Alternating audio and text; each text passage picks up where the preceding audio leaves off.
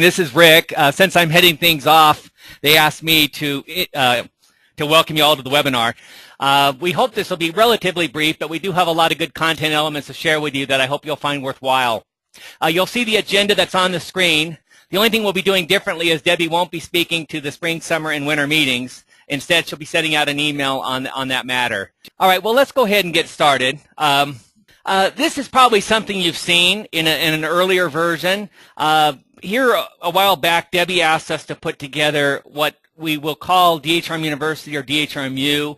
What we want to create is a training program that will help ensure that our staff have the skills, not only for their current positions, but to also advance within the organization. So given that charge, we've pieced together this map of training. You may recall here, a few months ago, you all participated in a survey of sorts where you identified training needs for staff members, given our strategy and where we want to go as an organization. So what this model represents is an outcome of that process, plus some additional thinking, other ideas that have been presented from time to time. You'll notice that the model starts with new employees, and so the concept here is that we're going to kick things off. We're going to have a new employee orientation for all DHRM employees. In addition, you'll notice that there's HR technician training, which is something that's already being done, but we just want to make sure that it's incorporated into the university and documented in HR Venture and so on. There's been a proposal to have some kind of Google Apps training, some Microsoft training as well, maybe some Excel, fundamentals of Excel and Word and so on, as well as some basic analytics training.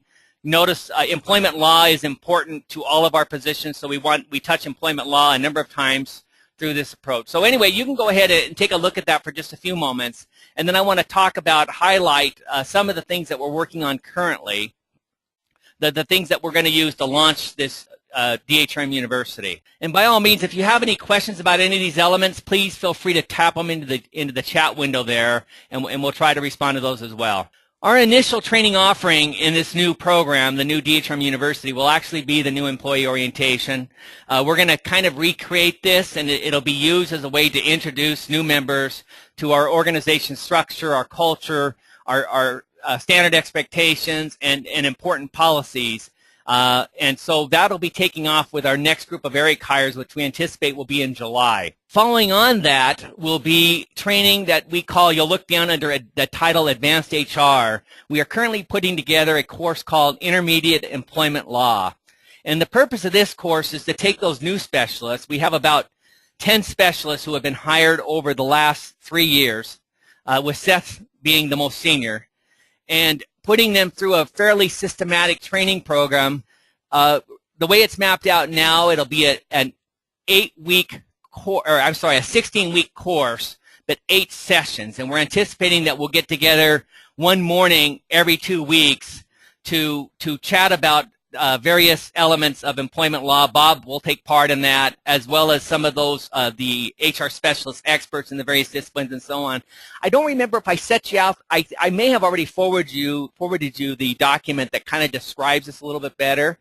But I did want to let you know that's one of our priorities right now, that we'll be putting together the Intermediate Employment Law course. Not only do we want to train those that have been recently assigned, those that have fewer than 3 years of employment in that role, but we also we have about 6 to 8 open seats there, and what we'd like to do is identify prospective specialists to fill those seats.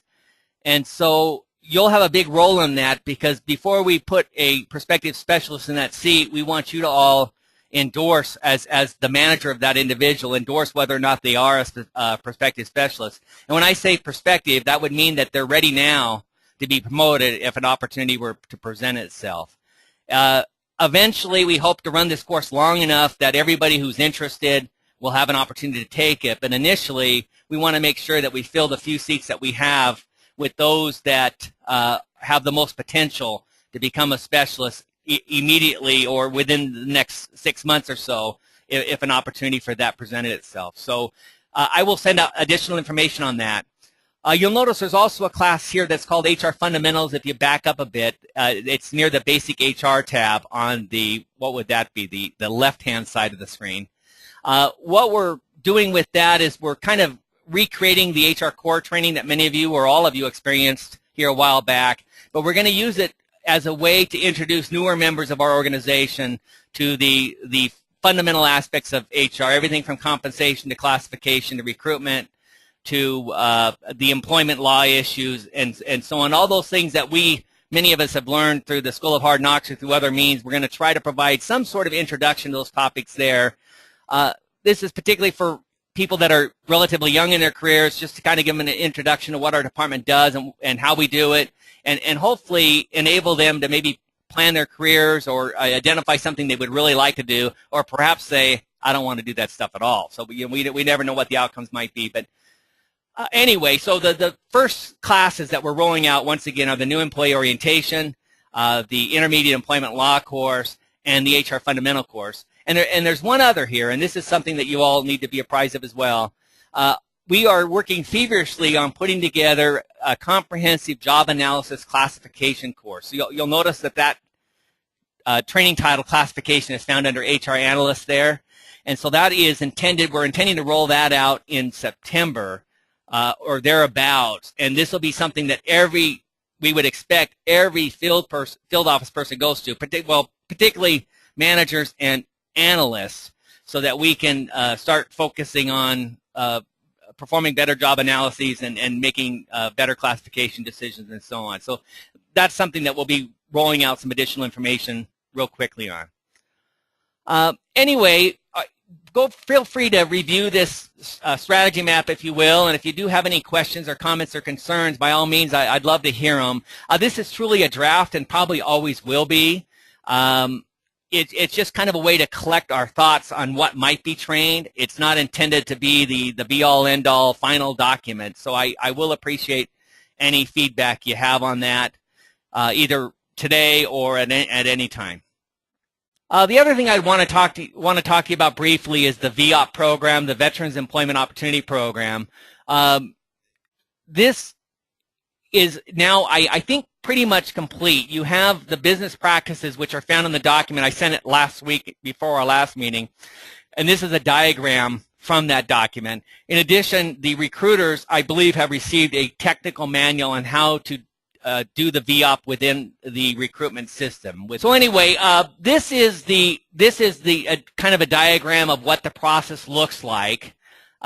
We start with the agency head opting into the program. We don't, like I've said before, we really don't want to shove this down agency heads' throats. They've received direction from the governor's office, and hopefully they'll do the right thing or the right thing for their agency. But we do want to make sure that before this program is implemented in any agency, that the agency head is very aware that we are targeting veteran hiring within that agency. The second step there is the eligible position list. I sent this out, it's probably been at least 3 weeks now, and this is the list that identifies those positions that are eligible for a veteran placement for the VOP program if the agency head has opted in, and as we'll see in item 3, the hiring manager and the analysts have gotten together and said that this is a position that's eligible for the VOP. Would you like to, hiring manager, have that a question inserted so that we can identify those veterans who are interested in employment with the organization. So when there is a recruitment under the VOP, there will be a specific question where the veteran will be given an opportunity to opt in as well. Just because they're a veteran doesn't mean they're automatically included. They will have to say, all right, the next item here is the eligible lists are produced if the recruitment is eligible and the hiring manager is opted in. You can give that hiring manager an opportunity to look at the vets only, or anyway, you'll see under item 7 there. There's 3 options that the hiring manager can use, and then the rest of the flow chart kind of describes what happens to a person who's hired through this process. If they're a veteran who was hired and they would not have been interviewed if not for the VOP, they will have to serve that additional 6-month examination period prior to beginning their probationary employment. If they're a veteran that was hired and they would have been on the hiring list anyway, then that condition will not apply. So anyway, I hope that document makes sense. If you do have questions about the VOP program, please let me know, and I'll be glad to work with you on those. If it's kind of a technical question with regard to the recruitment system, then Shannon is probably the best person to talk to. But if it's something about the program itself, then I'd sure appreciate a call, and we can chat about it. So I will leave you with that, and I will hand off the headset to Wendy. Good morning, everyone. What I want to do is talk for a few minutes about the department's communication plan. And as Debbie mentioned in her email last week, the governor's office asked us several months ago to create a department-wide communication plan. And Angela's been working really hard on that plan, and she will be rolling it out this month. But there was one section of it that we wanted to review with all of you and get your feedback. Alan brought it out, gosh, when was that, Alan? A couple of months ago, a piece of the plan, and talked to you about it. And that section at the time, we were looking to have all of you, when you send department-wide emails out that impact a program area, we wanted you to get prior approval from the appropriate HR director. And Alan brought that out, and we got some good feedback, and Debbie and I talked about it and decided that that probably wasn't a good idea, that it may hold up some of your communication. And so instead, if you look at the DHRM communication flow chart that's on your screen, what we're looking for is a CC. So if any time you need to send a mass email to your agency that impacts one of our program areas, benefits, compensation, something to do with ERIC, we're asking you to CC the appropriate program director as well as Angela. And it's not to micromanage. We don't want to micromanage our communication. Rather, what we want to do is make sure that we're providing consistent and coordinated communication. So what that means is Angela will get the CC, and if it's about benefits, John Matthews would get the CC. If it's something that we think other field offices will benefit from, we'll let all of the other managers know about that. If it's something that we think can be shared on the gateway, we'll put it on the gateway. The other thing that Angela will do is notify other potential stakeholders who may need to know that information. One in particular that she's talked about is ERIC. Sometimes when agencies send out department-wide emails, rather than call you with questions, they'll call ERIC. And it's really important that ERIC have a heads up of what those calls may be so that we can provide better customer service. So like I said, Angela will be sending out more information as the month goes on. And if you have any feedback and questions, please let Alan, me, Debbie, Angela know, any of us, because we really do want your feedback. This is a department-wide communication tool, and we really need your help in implementing. So any questions?